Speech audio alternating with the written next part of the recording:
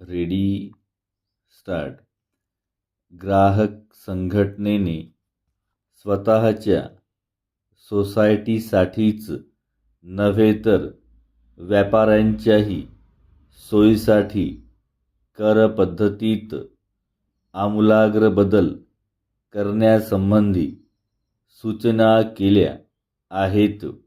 निरनिराळे व्यवसाय करणाऱ्या लोकांसाठी सर्व वेगवेगळ्या पद्धती न ठेवता एक सर्वसामान्य पद्धती असावी असा ग्राहक संघटनेचा आग्रह आहे. विविध परवाना पद्धती रद्द करून सर्वांना सोयीस्कर अशी एक पद्धत असावी. तशीच विविध कर भरण्यासाठी सोपी पद्धती असावी असाही ग्राहक संघटनेचा आग्रह आहे. परिच्छेद कायदा जनप्रतिनिधीच्या माध्यमातून तयार होतो. जनप्रतिनिधी एकत्र विचारविनिमय करून कायदा तयार करतात ही साधी गोष्ट आहे. या जनप्रतिनिधींना सतत संतुष्ट करण्यासाठी पुढे करण्यात तर अनेक व्यापारी बंधूंची सतत धावपळ चालू राहते. हेच प्रतिनिधी आपल्या संबंधित कायदे तयार करणार आहेत हे माहीत असताना त्यांना त्यांच्या जबाबदारीचा जाब मागण्याऐवजी सर्वसामान्य ग्राहकांना त्रासदायक ठरणारे बंद व्हावेच का, हा मूलगामी प्रश्न आहे.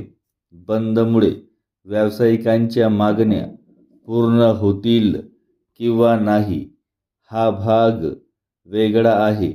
कायद्याची आपली एक प्रतिष्ठा असते.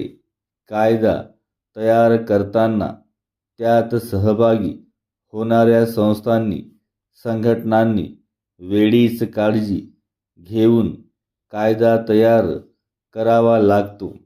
त्यातही काही प्रमाणात त्रुटी राहण्याची शक्यता असते, परंतु हा भाग फार कमी असावा लागतो आणि त्यासाठी या जनप्रतिनिधींना आपली भूमिका उत्तम पद्धतीने बजवावी लागते.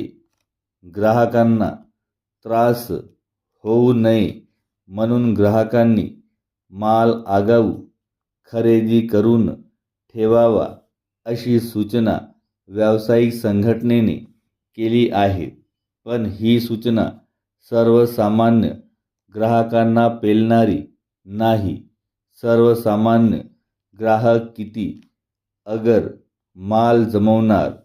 पुढे येणाऱ्या ऐन हंगामाच्या तोंडावर व्यापार व्यवसाय बंद करून सामान्य जनतेला हैराण करण्याचा प्रसंग का यावा हे कळत नाही.